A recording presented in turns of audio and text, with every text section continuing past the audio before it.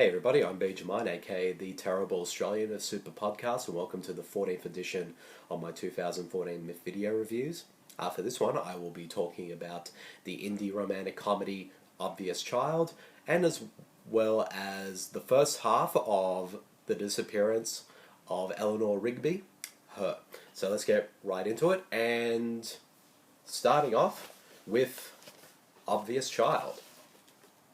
When her boyfriend breaks up with her, stand-up comedian Donna throws herself into a one-night stand with the handsome but square Max. The fling results in a pregnancy, and Donna decides she is in no position to be a mother. She's going to have an abortion. It's a decision that she refuses to budge on, even as the obvious Max comes courting. Now, this film definitely has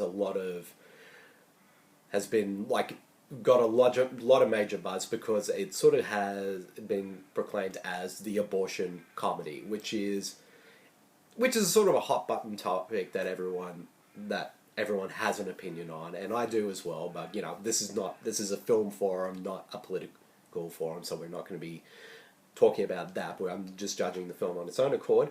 But what I really do like about the film is, well, I will say this, is that it's a really enjoyable, really funny, and very heartfelt comedy. And Jenny, let's see, just trying to remember now. Jenny Slate, sorry, who used to be on Saturday Night Live, is the lead in the film as Donna, and she does a really great job. She brings a lot of wit to the character, but also a lot of heart as well. So, and also brings a lot of layers to her performance, so that we kind of get into the head of her character, and also the supporting cast, which includes Gabby Hoffman and many others as well. David Cross. They all do a great job in their performances, and particularly Gabby Hoffman, who I haven't seen much since when she was a child actress in Now and Then and all that. She does a particularly great job as Donna's housemate. But yeah, it's just a really good and just a really enjoyable indie romantic comedy, and also the relationship between the characters of Donna and Max is a really well developed one. And also the actor who plays Max, who I can't think of his name at the moment, he does a good job as well. Although, if there was one major thing that I was bothered by the film, is that I found his character just a little too perfect. He seemed like so much of a nice guy and all that. And I think also the film brought up at one point that he's also a Christian as well. So I like it, and that would sort of been an interesting sort of element to the film. But I guess the film doesn't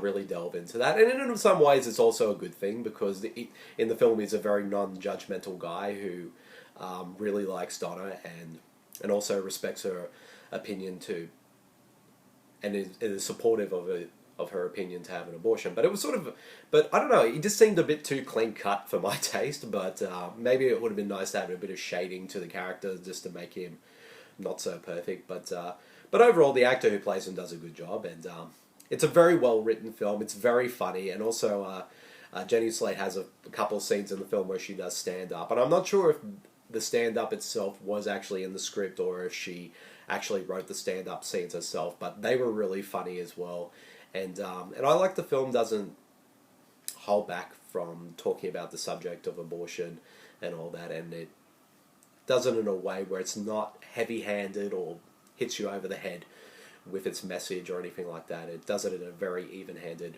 view of it, and it's just I can definitely see why this film has been hugely popular. It is a really enjoyable film. It is a crowd pleaser. The audience I saw it with absolutely loved it, and they were laughing throughout the entire film, and I was as well. I don't think it's as amazing as everyone pointed it out, because when the People's Choice Awards for MIFF came out, this film actually ranked was the number 2 film at the festival that everyone loved. And I don't think it's that high, but it wouldn't be that high for me on my personal list, but I can definitely see why it would be. It's just a really good film. It's an enjoyable one, it's very funny, and it's a crowd pleaser as well.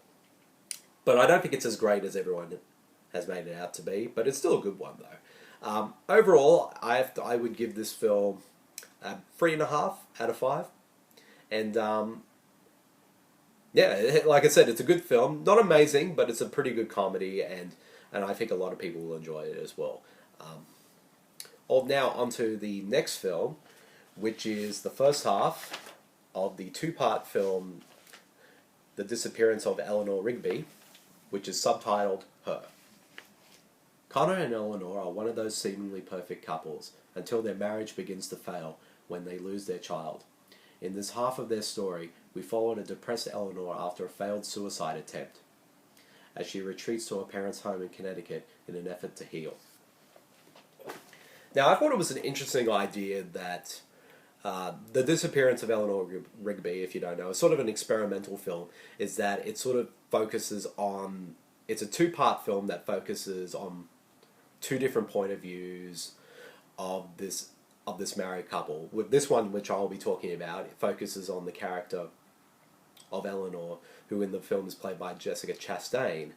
And in the second half, him, which I'll be talking about in the next video, focuses on the character of Connor, who's played by James McAvoy.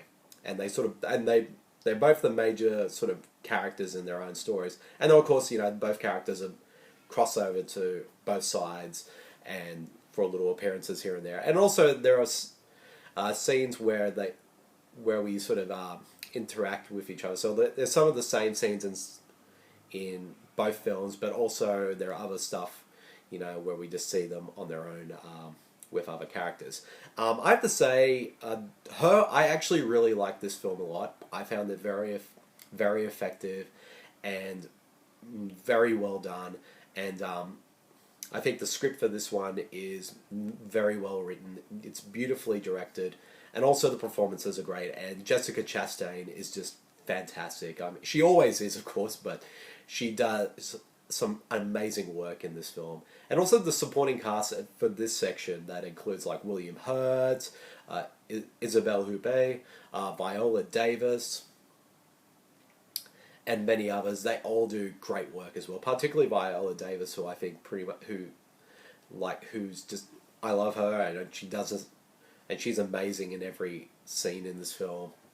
And what I love about it, this section, is that this first half is that it really gets us into the mindset of the character of Eleanor and what she's going through, and her trying to cope with the loss of her child, and trying to figure, and her sort of confused state, what she wants to do. Does she want to get back with her husband, or doesn't she? And it's a film that sort of delves into that character, because she wants to move on. She even goes back to university, and the film does a really good job with delving into her character, and I just thought it was just extremely well done, and from both a writing, directing, and performance standpoint, and I found it really compelling. I'll go into more about the film, like the second half of the next film, and my overall thoughts of the film as a whole. But overall, I think for this first half, I think it's great. And if I had to rate this section, I would rate it 4 out of 5. So that's the end of this 14th edition. I keep getting the numbers mixed up, sorry. This 14th edition of my MIFF video reviews. Keep a lookout for my 15th and final video review, in which I'll be talking about the second half of The Disappearance of Eleanor Rigby, which is subtitled Him, and as well as the very last film I saw at the festival, the experimental Russian sci-fi film Hard to Be a God. So keep a lookout for that one, and I'll see you guys later. See you, everyone. Bye.